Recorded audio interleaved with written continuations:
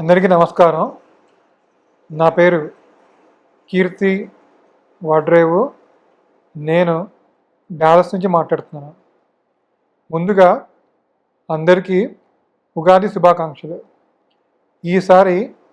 ఈ సంవత్సరం పేరు పరాభవనామ సంవత్సరం. ఈ పరాభవనామ సంవత్సరంలో ఇవాళ మనం సింహరాశికి ఎలా ఉందో చూద్దాం.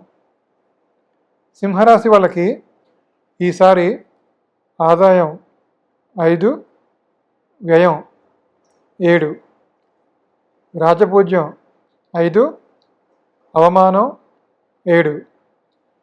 ఈ రాశి వాళ్ళకి ఈ సంవత్సరం 4 పెద్ద గ్రహాలు గురువు, శని, రాహు, కేతు ఎలా ఉన్నారో ఇప్పుడు చూద్దాం.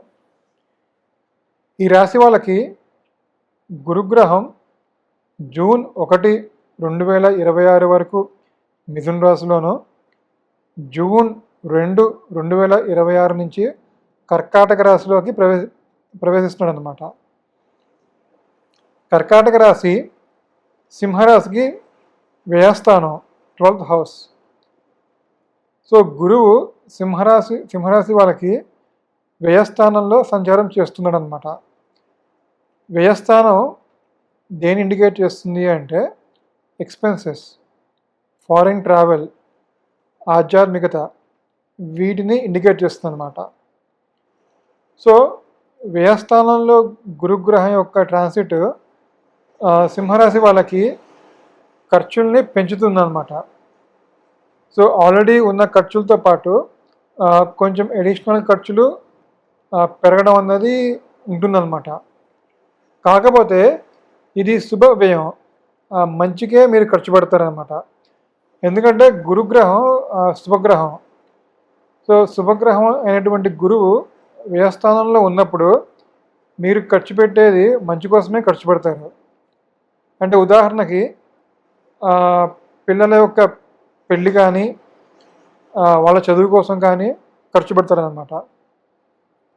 సో ఇంతకు ముందుతో పోలిస్తే కనుక ఇప్పుడు ఈ సంవత్సరం కొంచెం సింహరాశి వాళ్ళకి ఖర్చులు పెరగడానికి ఆస్కారం ఉందన్నమాట.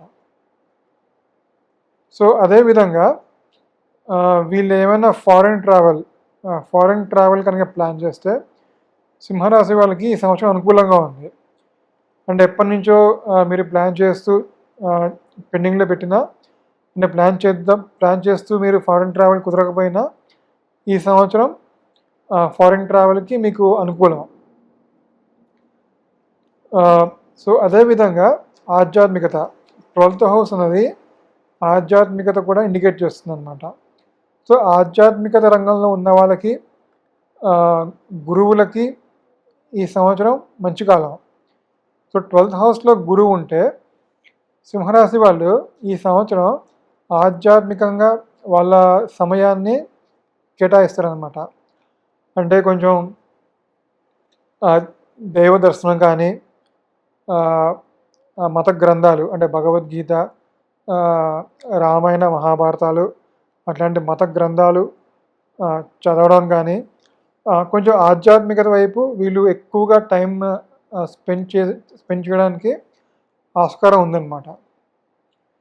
సో 12th హౌస్లో గురువు యొక్క సంచారం ఖర్చుల్ని, ఆధ్యాత్మికత, ఫారిన్ ట్రావెల్ వీటిని ఎక్స్పాండ్ చేస్తాడనమాట. కానీ ఒకటి ఖర్చు విషయంలో అది మంచికే ఖర్చు పెడతారు. అంటే ఒక డొనేషన్ కానీ, నేను ఇంతకుముందు చెప్పినట్టుగా చిల్డ్రన్ యొక్క మ్యారేజ్, ఎడ్యుకేషన్, దానికోసం ఖర్చు పెడతారు. వాటి కోసం ఎక్కువగా టైం స్పెండ్ చేస్తారు. మెయిన్గా చిల్డ్రన్ సంబంధించిన వ్యవహారాల్లో టైం అండ్ మనీ కొంచెం స్పెండ్ చేయడం అనేది ఉంటుందన్నమాట. సో ఇది గురుగ్రహం వల్ల ఉండే ఫలితాలు. ఇప్పుడు శనిగ్రహం సింహరాశి వాళ్ళకి ఈ సంవత్సరం అంతా అష్టమ స్థానంలో సంచారం. సో వీళ్ళకి అష్టమ శని నడుస్తుంది అన్నమాట. సో అష్టమ స్థానం ఏం చెప్తుంది అంటే అబ్స్టకిల్స్, ఆటంకాలు, సడన్ ఈవెంట్స్, దీన్ని ఇండికేట్ చేస్తుంది అనమాట. సో ఎప్పుడైతే శనిగ్రహం అష్టమ స్థానంలో ఉంటుందో మీకు అనుకోని ఖర్చులు, అనుకోని సంఘటనలు జరుగుతూ ఉంటాయన్నమాట. అంటే మీరు అనుకోని ఎక్స్‌పెండిచర్. మీరు ఒక ఎక్స్‌పెండిచర్‌కి ప్లాన్ చేస్తారు.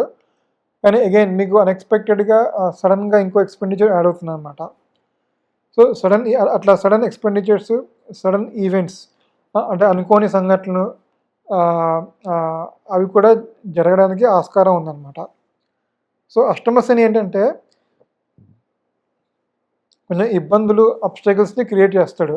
అంటే మీరు చేసే పనుల్లో ముందుకు పోనీయకుండా కొంచెం అడ్డంకులు, అవరోధాలని కొంచెం క్రియేట్ చేస్తాడనమాట. సో, సింహరాశి వాళ్ళకి నా తరపున ఒక చిన్న సూచన ఏంటంటే, మీరు ఈ సంవత్సరం చాలా ఓపికగా, సహనంతో, పేషెన్స్‌తో ఉండాలి. పేషెన్స్‌తో, సహనంతో ఉంటే మీకు వచ్చే ఇబ్బందులు కానీ, అవరోధాలు కానీ అది మీరు డీల్ చేయగలుగుతారనమాట. మీరు పేషెన్స్ కనుక కోల్పోతే అది మీకు ఇంకా డబల్ ద ఇంపాక్ట్ లాగా ఉంటుందన్నమాట. ఎందుకంటే అష్టమంలో శని, వ్యయంలో గురువు ఇద్దరూ కొంచెం అట్లా ఉన్నారు కాబట్టి మీరు కొంచెం పేషెన్స్‌గా, కూల్‌గా ఉంటేనే ఈ సంవత్సరం సింహరాశి వాళ్ళకి బాగుంటుందన్నమాట. సో, మెయిన్‌గా సడన్ ఈవెంట్స్‌ను కొంచెం మీరు చేసే పనుల్లో కొంచెం అడ్డంకులు, అవరోధాలు రావడానికి ఆస్కారం ఉంది. సో, కొంచెం పేషెన్స్‌గా, కూల్‌గా ఉంటే గనక కామ్‌గా డీల్ చేస్తే దట్ విల్ బి గుడ్. అది మంచికే మీకు అంటే టువర్డ్స్ ద ఎండ్ అది మీకు అనుకూలంగానే ఉంటుందన్నమాట. ప్రొవైడెడ్ మీరు కొంచెం కామ్‌గా, పేషెన్స్‌గా డీల్ చేస్తే అది మీకు అనుకూలంగా మారుతాయి పరిస్థితులు. ఇది శని యొక్క ట్రాన్సిట్. మిగిలింది రాహు, కేతువు. సో, రాహు, కేతువులు డిసెంబర్ 5, 2026 వరకు కేతు సింహరాశిలోను, రాహు కుంభరాశిలోను, డిసెంబర్ 6, 2026 నుంచి కేతు కర్కాటక రాశిలోను, రాహు మకర రాశిలోకి ప్రవేశిస్తున్నారన్నమాట. సో, సింహరాశి వాళ్ళకి కేతు 6th హౌస్ అంటే షష్టమ స్థానంలో సంచారం చేస్తున్నాడనమాట. సో, 6th హౌస్ షష్టమ స్థానం ఏం చెప్తుంది అంటే ఎప్పుడైతే రాహు 6th హౌస్‌లో ఉన్నాడో మీకు విక్టరీ ఓవర్ ద ఎనిమీస్ అంటే మీ శత్రువుల పైన మీరు విజయం సాధిస్తారనమాట. అదేవిధంగా డిబేట్స్, కాంపిటీటివ్ ఎగ్జామ్స్ వీటిల్లో సక్సెస్ అవ్వడానికి ఆస్కారం ఉందన్నమాట. ఏదైనా లిటిగేషన్ మ్యాటర్స్ కానీ విక్టరీ ఓవర్ ద ఎనిమీస్ అంటే ఏమైనా లిటిగేషన్స్ కానీ ఏమైనా సమస్యలు ఉన్నా మీరు వాటిని అధిగమిస్తారు. వాటిల్లో మీరు సక్సెస్ అవుతారనమాట. సో, రాహు 6th హౌస్‌లో యోగిస్తాడు. సో, ఈ సంవత్సరం సింహరాశి వాళ్ళకి 6th హౌస్ రాహు అనుకూలంగానే ఉందన్నమాట. 12th హౌస్‌లో కేతు, మళ్ళీ 12th హౌస్‌లో కేతు ఉంటే మీరు మోర్ టువర్డ్స్ ఆధ్యాత్మికత, దైవ చింతన, దేవాలయాలు, పుణ్యక్షేత్రాలు, పుణ్యనది స్నానం, ఆధ్యాత్మికత వైపు ఈ సంవత్సరం ఎక్కువగా మీరు టైం స్పెండ్ చేస్తారనమాట. ఎందుకంటే కేతు వ్యయంలో ఉంటే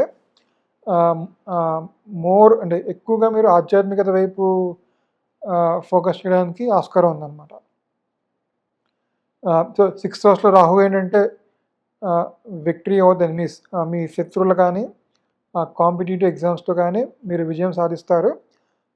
కేతు ఏంటంటే మీరు ఎక్కువగా ఆధ్యాత్మికత వైపు మీ దృష్టి పెడతారనమాట. సో, ఓవరాల్‌గా సింహరాశి వాళ్ళకి గురువు, శని కొంచెం ఇబ్బందికరంగా ఉన్నారు. నా యొక్క సూచన ఏంటంటే మీరు కొత్త ఇన్వెస్ట్మెంట్స్ కానీ కొత్తవి స్టార్ట్ చేయకుండా ఉంటే బెటర్. అట్లీస్ట్ ఈ సంవత్సరం వరకు మీరు కొత్తవేమీ స్టార్ట్ చేయకుండా మీకు ఆల్రెడీ ఉన్నదాన్నే నిలబెట్టుకుంటూ దాన్నే కంటిన్యూ చేస్తే బెటర్. అంటే కొత్తవి స్టార్ట్ చేయొద్దని కాదు. అది చేస్తే మీరనుకున్నంతగా అది సక్సెస్‌ఫుల్‌గా వెళ్ళదు. అంటే వెళ్ళకపోవడానికి ఆస్కారం ఉందనమాట. అట్‌లీస్ట్ ఈ సంవత్సరం వరకు. మళ్ళీ మీకు నెక్స్ట్ ఇయర్ టైం బాగున్నప్పుడు మీరు కొత్తవేమైనా స్టార్ట్ చేయాలన్నా, కొత్త బిజినెస్ మీరు పెట్టాలనుకున్నా అప్పుడు చేయొచ్చు.